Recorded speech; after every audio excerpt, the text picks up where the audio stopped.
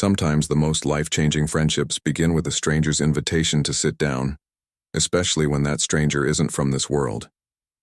Jake wiped the sweat from his forehead as he stepped through the massive glass doors of the convention center. The sound hit him like a wall, thousands of voices mixing together, creating a buzz that seemed to vibrate through his chest. He had never seen so many people in one place before. This was supposed to be fun. At least, that's what his friends had told him before they all canceled at the last minute. "You'll love it," they had said. "It's like a giant playground for people like us." Well, Jake was here now alone, holding his brand new sketchbook and wondering if this was a huge mistake. The place was enormous. Everywhere he looked, there were people dressed as their favorite characters. A group of superheroes walked past him, their capes flowing behind them. A princess in a beautiful blue dress posed for photos near the entrance. Two robots made of cardboard boxes clinked their way through the crowd, making beeping sounds that made kids laugh and point. Jake pulled his backpack tighter on his shoulders and tried to find his way through the maze of people. He had come here to draw. That was his thing, sketching people and characters. His art teacher had always told him he had a gift for capturing expressions and emotions on paper. But how could he draw when he couldn't even find a place to breathe? The main hall stretched out like an airport terminal, but instead of departure gates, there were booths selling everything you could imagine. Comic books, action figures, handmade costumes, and artwork covered every surface. The ceiling was decorated with banners showing famous movie characters, and the whole place smelled like a mix of new plastic toys and too many people wearing cologne. Jake's stomach growled loudly. He had been walking around for 2 hours and hadn't eaten anything since breakfast. The food court seemed like a good idea, so he followed the signs and joined the long line at a pizza stand. The teenager behind the counter looked as overwhelmed as Jake felt, trying to keep up with all the orders while wearing a costume that looked like it was falling apart. "Next," the kid called out, and Jake stepped forward. "Just a slice of cheese pizza and a soda, please," Jake said, trying to speak loud enough to be heard over the noise.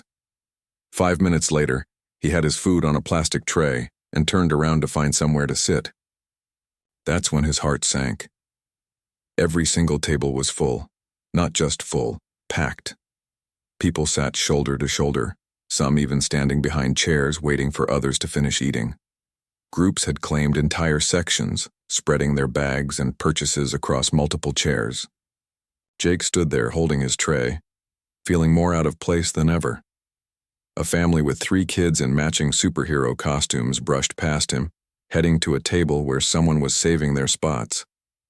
A couple dressed as fantasy characters laughed loudly at something on their phone while occupying a table meant for 6 people, their costume pieces taking up the extra chairs. He walked slowly through the food court, checking every corner for an empty seat. Nothing. Even the small round tables near the windows had people sitting on the floor around them, using the table as a surface for their sketchbooks and phones. Jake's pizza was getting cold, and he could feel people behind him getting annoyed that he was moving so slowly. "Excuse me," a woman said, trying to get around him with her own tray of food. She was dressed as some kind of space warrior, complete with silver boots that clicked on the floor. "Are you looking for a seat? Good luck with that." Jake nodded and stepped aside, feeling his cheeks turn red. He didn't belong here. These people all seemed to know what they were doing, where to go, who to talk to. They traveled in groups, had plans, knew the secret tricks for navigating this crazy place. He was just a guy with a sketchbook who thought it might be fun to draw some cool costumes. Maybe he could eat standing up near the wall. He spotted a quiet corner near some windows where a few other people were doing the same thing. But as he walked over, he realized how awkward it would be to balance his tray, eat his pizza, and try not to spill soda on himself, all while standing. The noise seemed to get louder by the minute. Announcements echoed from speakers he couldn't see, telling everyone about special events and contests happening throughout the building. Music played from different directions as various booths tried to attract customers. Someone was testing a microphone nearby, creating feedback that made everyone wince and cover their ears. Jake's hands were starting to shake slightly, not from the cold pizza, but from the overwhelming feeling of being completely out of his element.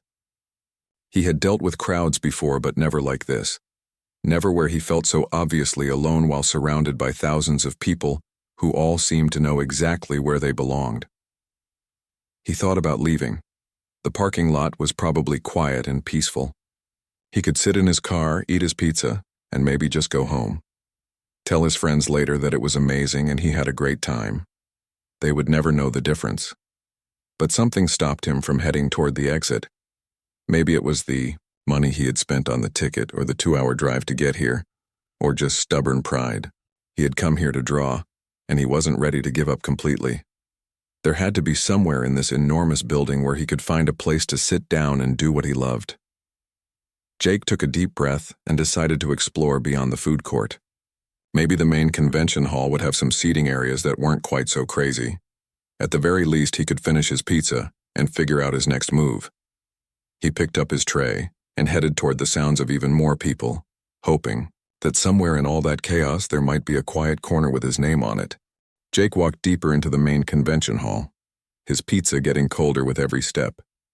The noise here was different, less echoey than the food court but somehow more intense. Vendors called out to customers trying to sell everything from handmade jewelry to vintage comic books. A group of people dressed as medieval knights clanked past him, their armor making so much noise he couldn't hear what they were saying to each other. He stopped at a booth selling artwork and pretended to browse while really just trying to find somewhere, anywhere, to sit down.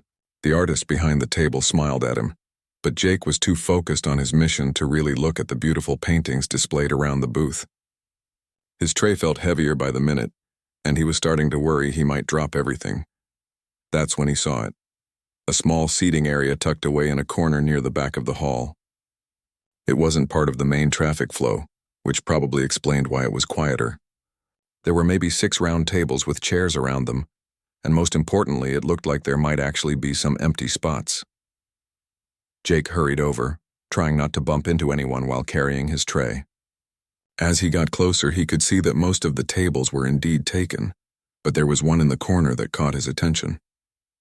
It was the biggest table, meant for maybe 6 or 8 people, but only one person sat there. The person was wearing the most incredible costume Jake had ever seen. At first glance, it looked like some kind of alien queen or space empress. The outfit was mostly deep purple and silver, with fabric that seemed to shimmer and change color when the light hit it. The headpiece was elaborate, not just a simple crown, but something that looked like it belonged in a big-budget science fiction movie. What really amazed Jake was how realistic everything looked. Most costumes at the convention were obviously homemade or bought from costume shops. They were fun and creative, but you could tell they were costumes. This was different. The materials looked expensive, and the way everything fit together was perfect. Even the makeup was incredible. The person's skin had a slight purple tint that looked completely natural, and their eyes seemed to shimmer with an unusual color. Jake stood a few feet away, debating with himself. The person was clearly saving the other chairs for friends who might show up any minute.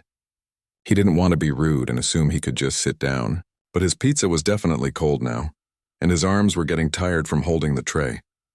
The alien queen looked up from what appeared to be a very detailed notebook. When their eyes met, Jake felt a little jolt of surprise. Those eyes definitely were not a normal color. They seemed to shift between silver and deep blue, like looking at the ocean on a cloudy day. Contact lenses, Jake told himself. Really good contact lenses. You look lost, the person said, and their voice was warm and friendly, with just a hint of an accent Jake couldn't place. It wasn't quite British, but it wasn't American either. Maybe European? Are you looking for somewhere to sit? Jake felt his face turn red. Oh, yeah. Sorry, I didn't mean to stare. Your costume is just, wow, it's amazing. The alien queen smiled, and Jake noticed that even their teeth seemed to have a slight pearl-like shine to them. Definitely committed to the character, he thought. Thank you. I put a lot of work into it. They gestured to the empty chairs around the table. Please sit wherever you like. I'm here alone today, and this table is far too big for just one person.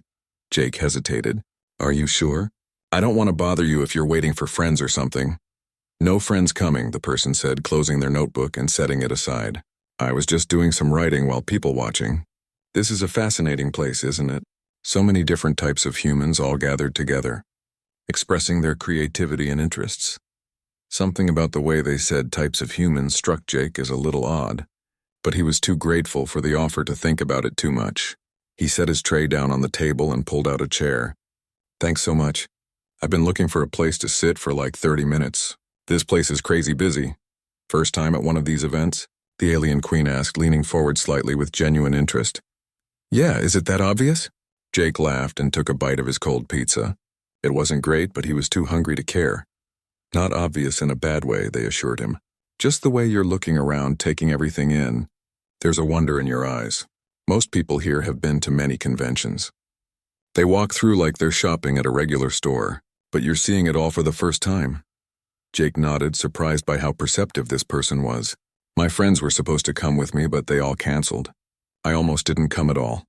"I'm glad you did," the alien queen said sincerely. "Sometimes the best adventures happen when we're on our own." Jake opened his sketchbook and set it on the table. "I came here to draw, actually. I thought it would be cool to sketch some of the amazing costumes people are wearing.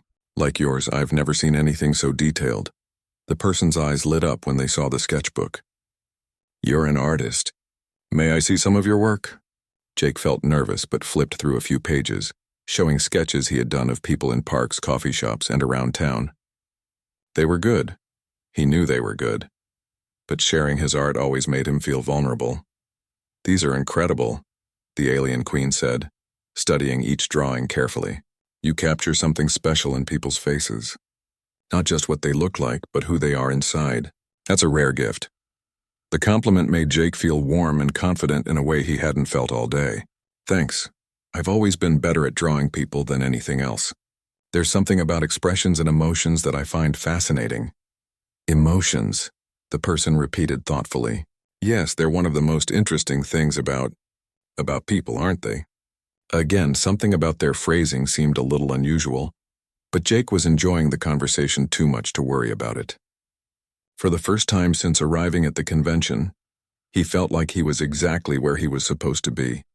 After finishing his pizza, Jake found himself completely absorbed in conversation with the mysterious alien queen. They had introduced themselves simply as Zara, which Jake thought was a perfect name for someone playing such an otherworldly character. "So what do you do when you're not attending conventions?" Jake asked, sketching while they talked. He had started drawing Zara without really thinking about it, his pencil moving naturally across the paper. Zara paused for a moment, as if considering how to answer. "I'm a researcher," they said finally. "I study different cultures and social behaviors. It's fascinating work." "That explains why you're so good at reading people," Jake said, adding shading to capture the way the light reflected off Zara's costume. "You picked up on me being nervous right away." "Body language tells us so much more than words sometimes," Zara agreed. "Like right now, you're much more relaxed than when you first sat down. Your shoulders have dropped, your breathing is slower, and you're making eye contact instead of looking around for escape routes." Jake looked up from his drawing, surprised. "Wow, you really do study people." "I didn't even realize I was doing all that." "Most people don't notice their own patterns," Zara said with a gentle smile. "But artists like you are different. You observe others so carefully that you develop a natural understanding of human behavior." They spent the next hour talking about everything from art techniques to science fiction movies. Jake was amazed by how much Zara knew about seemingly random topics. When he mentioned a comic book series he loved, Zara not only knew it but could discuss the character development and plot themes in detail. When he talked about his struggles with social situations, Zara offered insights that were both comforting and helpful. "You know what I think?" Zara said, watching Jake put the finishing touches on the sketch. "I think you should walk around and draw more people today. But not alone, let me come with you." Jake's first instinct was to say no. He had always been a solo person, especially when it came to his art. But something about Zara made him feel braver than usual. "You don't have other plans?" "My only plan was to observe and learn," Zara said, standing up and gathering their notebook. "And I think I'll learn much more interesting things following an artist around than sitting here by myself." They left the seating area together, and Jake immediately noticed how differently people reacted to him when he was walking with Zara. The elaborate costume attracted attention wherever they went, but instead of feeling invisible like he had all morning, Jake found himself included in the conversations that started. At a booth selling handmade props, the vendor complimented Zara's costume and then turned to Jake. "Are you two working on a project together?" That's some serious professional level stuff right there. Before Jake could explain that they had just met, Zara smoothly answered, Jake is documenting the creativity here today through his art. He has a wonderful eye for capturing the essence of people's characters. The vendor looked at Jake's sketchbook with new interest. Really? Can I see? Jake found himself showing his drawings to a complete stranger, something he never would have done on his own. The vendor was genuinely impressed and even asked if Jake took commissions. By the time they moved on to the next booth, Jake felt like he was floating. How did you do that? He asked Zara as they walked through the crowd. Do what? Make me feel like I belonged in that conversation? Usually when people start talking to me, I just freeze up and say the minimum to be polite. Zara stopped walking and looked at Jake seriously. You always belonged in that conversation. I just helped you see it. Your art speaks for itself. It's beautiful and meaningful. All I did was make sure the right person noticed. They continued exploring, stopping at booths that caught Jake's interest. Zara seemed to know exactly which vendors would appreciate his art style and which ones were worth talking to. At a booth selling original fantasy artwork, the artist behind the table spent 20 minutes looking through Jake's sketchbook and gave him tips on improving his shading techniques. You have natural talent, the professional artist told Jake. But more than that, you have something that can't be taught. You draw with emotion. These aren't just pictures of people, they're stories about who these people are inside. Jake felt his confidence growing with each positive interaction. He started conversations with other artists, asked questions about techniques he wanted to learn, and even showed his work to a few cosplayers who were interested in having their characters drawn. I can't believe this is happening, Jake told Zara as they took a break near a quiet display of vintage movie posters. This morning I was ready to go home and now I feel like I could talk to anyone here. The difference, Zara said thoughtfully, is that now you remember who you really are. This morning you were focused on who you thought you weren't. Not outgoing enough, not confident enough, not connected enough. But that was never true. You were always the same talented, observant, kind person. You just needed someone to remind you. Jake looked at his new friend with growing curiosity. Everything Zara said was insightful and helpful, but there was something almost too perfect about it. Like they knew exactly what he needed to hear at exactly the right moment. Can I ask you something? Jake said, and please don't take this the wrong way, but are you some kind of professional? Like a counselor or therapist or something? You're really good at this whole understanding people thing. Zara laughed, a sound that somehow reminded Jake of silver bells. I told you I'm a researcher. I study behavior and social patterns. After a while, you start to understand what makes people feel comfortable and confident. Well, whatever you're doing, it's working, Jake said. I feel like a completely different person than I was this morning. No, Zara said gently. You feel like yourself. Maybe for the first time in a long time. As the afternoon wore on, Jake filled page after page of his sketchbook with drawings of the amazing people they encountered. But more than that, he found himself actually enjoying the social aspects of the convention. He laughed at jokes, joined in conversations, and even helped a lost kid find their parents.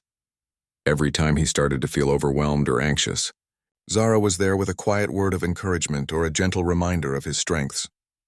It was like having a personal cheerleader who somehow knew exactly what he needed to hear. By late afternoon, Jake realized he hadn't thought about leaving in hours. In fact, he was already planning to come back next year, maybe even with some of the new friends he had made. The convention that had seemed so scary and overwhelming that morning now felt like the most welcoming place in the world. Thank you, he told Zara as they sat down for a rest. I know we just met today, but you've completely changed how I see this whole experience. How I see myself, really. Zara smiled that mysterious smile again. Sometimes all we need is someone who sees our potential and reminds us it's there. You would have figured it out eventually on your own. Maybe, Jake said, but I'm really glad I didn't have to. As the convention began winding down for the day, Jake felt both exhausted and energized at the same time. His sketchbook was full of drawings. His phone had several new contacts from artists he'd met, and most importantly, he felt like a completely different person than the one who had walked through those doors that morning. There's a quiet coffee shop in the hotel across the street, Zara said as they watched vendors starting to pack up their booths. Would you like to continue our conversation somewhere less chaotic? Jake nodded eagerly. The day had been amazing, but he wasn't ready for it to end. That sounds perfect. I could definitely use some coffee. The hotel lobby was like stepping into a different world. Where the convention center had been loud and bright and overwhelming, this space was calm and elegant. Soft music played in the background and the lighting was warm and comfortable. Jake felt some of the tension he hadn't even realized he'd been carrying start to leave his shoulders. They found a corner table in the small cafe, away from the few other guests who were scattered around reading newspapers or typing on laptops. Zara ordered something called Lunar Blend tea that Jake had never heard of, while he stuck with regular coffee. "I have to ask," Jake said once they were settled. "Where did you get that costume? I've been thinking about it all day, and I honestly can't figure out how someone could make something so realistic." Zara's fingers traced the edge of their teacup. "It's been in my family for a long time. Passed down through generations, you could say." "Your family must be really into science fiction," Jake said with a laugh. "My mom can barely sew a button back on a shirt." "Something like that," Zara said. But their smile seemed a little distant now. Jake pulled out his sketchbook and flipped to the drawing he'd made of Zara earlier. "I hope you don't mind, but I spent some time working on this while we were walking around. I wanted to capture not just how the costume looks, but—" He paused, trying to find the right words. "I don't know, there's something about your eyes. They're so expressive." Zara leaned forward to look at the drawing, and Jake noticed their expression changed slightly. It was subtle, but he'd spent enough time studying faces to catch it. Surprise, maybe? Or something else he couldn't identify. "This is remarkable," Zara said quietly. "You've captured something here that most people never notice." "What do you mean?" "The way you've drawn my eyes. It's like you can see past the surface. Most humans only see what they expect to see." There was that odd phrasing again. Most humans. As if Zara wasn't included in that group. Jake had noticed it a few times throughout the day, but hadn't wanted to interrupt their conversations to ask about it. "Can I ask you something?" Jake said, closing his sketchbook. "And I promise I'm not trying to be rude or anything. But some of the things you say, they're just a little different. Like you're not from around here." Zara was quiet for a long moment, staring into their tea. "What would you say if I told you that was more accurate than you might think?" "I'd say your accent is pretty subtle, but now that I think about it, I couldn't place it earlier." "Where are you from originally?" "Very far away," Zara said. "Much farther than you might imagine." Jake waited for more details, but Zara seemed lost in thought. The silence stretched between them, not uncomfortable exactly, but charged with something Jake couldn't name. "Zara," he said gently, "is everything okay? You seem, I don't know, like you're deciding whether to tell me something important." Zara looked up and met his eyes directly. "Jake, what if I told you that everything you think you know about the world is just a small part of a much bigger picture?" "I'd say that sounds like something a philosophy professor would say," Jake replied with a nervous laugh. "Are you trying to blow my mind with some deep thoughts about the universe?" "In a way, yes." Zara leaned back in their chair. "Tell me, what did you think when you first saw me today?" Jake thought back to that moment in the convention hall. "Honestly, I thought you had the most incredible costume I'd ever seen. The attention to detail was amazing.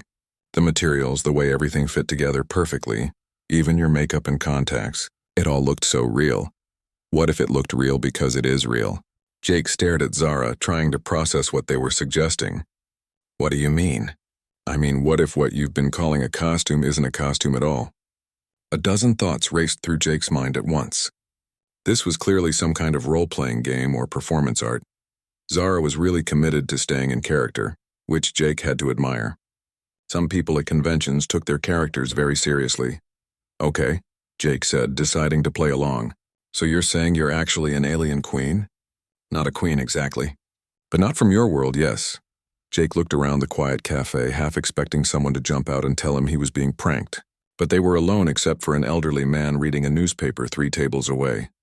"Zara," Jake said carefully, "I had an amazing day with you, and I think you're incredibly creative and committed to your character. But you don't actually expect me to believe you're from another planet, right?" Zara reached across the table and gently touched Jake's hand. The moment their skin made contact, Jake felt a strange tingling sensation like a mild electric current. "I know how it sounds," Zara said, "and I know it's difficult to accept. But think about today. Really think about it. Have you ever had conversations that flowed so naturally with someone you just met?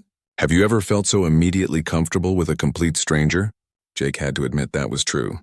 From the moment he'd sat down at that table, talking with Zara had felt as natural as breathing, like they'd known each other for years instead of hours. That could just mean we have good chemistry as friends, Jake said, though he was starting to feel less certain about everything. Could be, Zara agreed. Or it could mean that some connections transcend the normal boundaries of your world. Jake pulled his hand back, suddenly feeling overwhelmed again. This is crazy. Even if what you're saying were true, which it can't be, why would you tell me? Why would you trust some random guy you met at a convention? Because, Zara said softly, in all my time studying your species, you're the first person who saw me as more than just an interesting costume.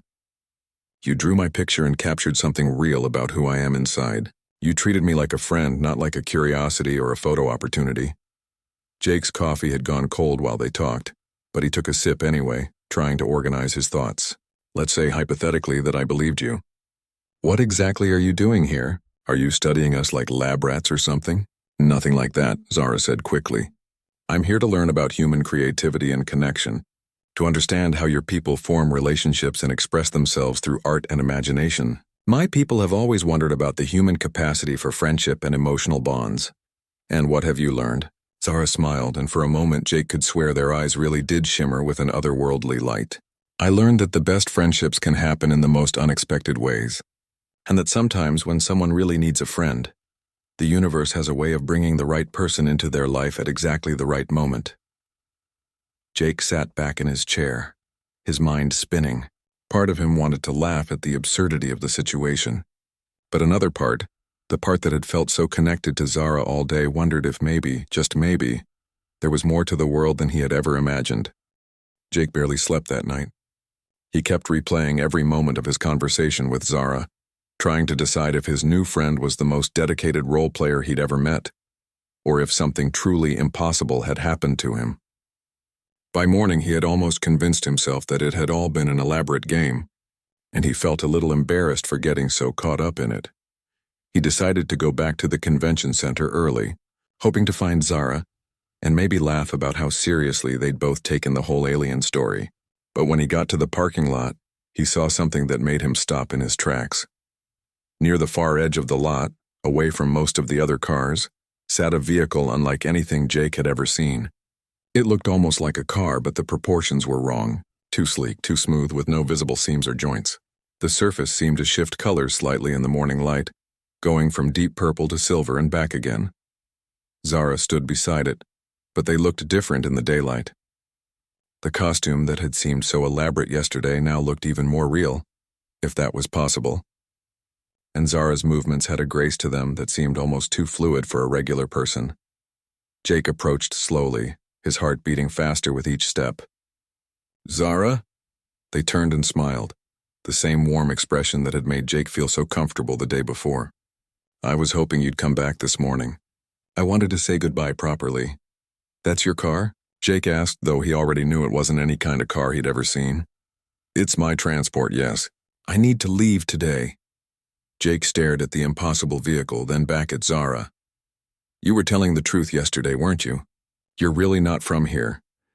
No, I'm not. Zara's voice was gentle, like they understood how hard this was for Jake to accept. I'm from a place very far away, farther than you could travel in your lifetime. How far? About 47 of your light years, though distance isn't really the right way to think about it. Jake felt dizzy.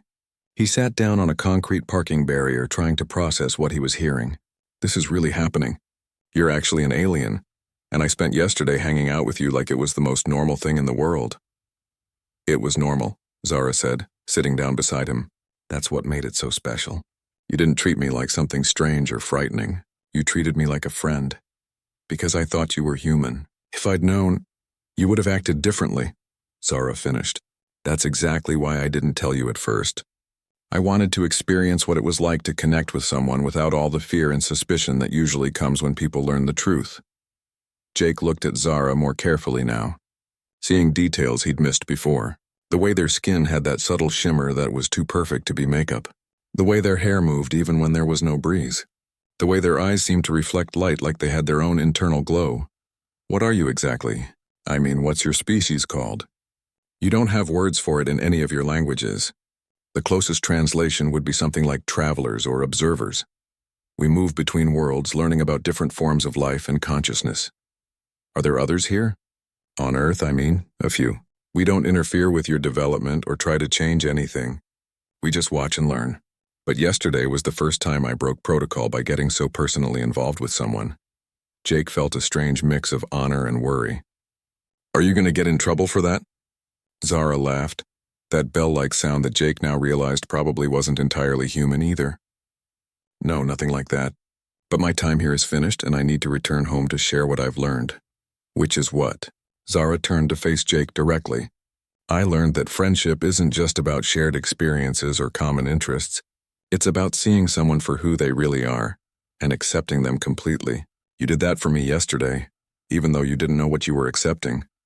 Jake felt tears forming in his eyes, which surprised him. He'd known Zara for less than 24 hours, but the thought of never seeing them again felt like losing a piece of himself.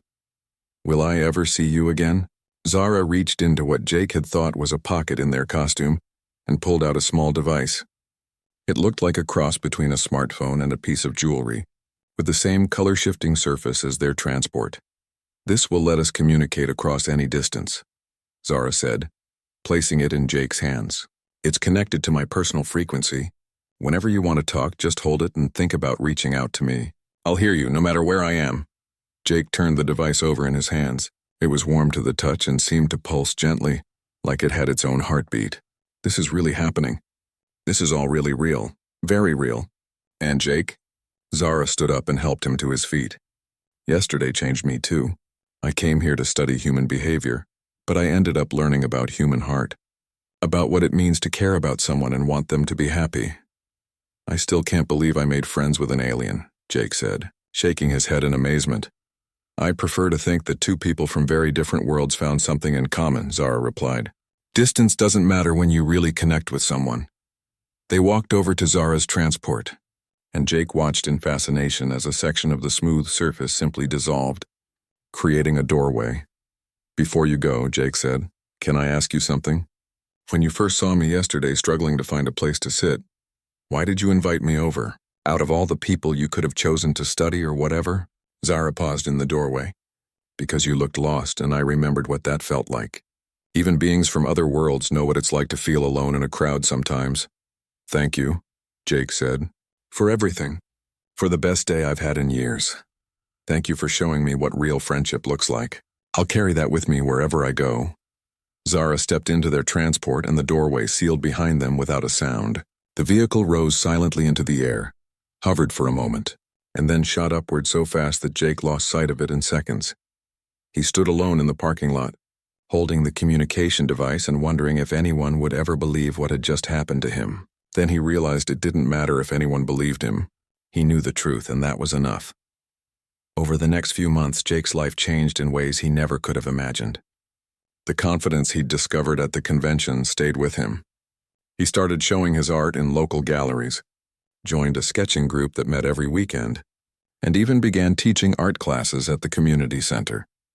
He used the communication device Zara had given him about once a week, sharing updates about his life and hearing stories about Zara's travels to other worlds. Sometimes they talked about art, sometimes about the challenges of making friends, and sometimes just about how their days had gone. A year later, Jake returned to the same convention, but this time he wasn't alone. He brought 3 friends from his art group, and he spent the weekend helping nervous newcomers find their place in the crowd. When he saw someone standing alone with a tray of food, looking overwhelmed and lost, he always made sure to invite them to sit at his table. After all, he'd learned that sometimes the most important friendships begin with the simple words, "Please sit next to me."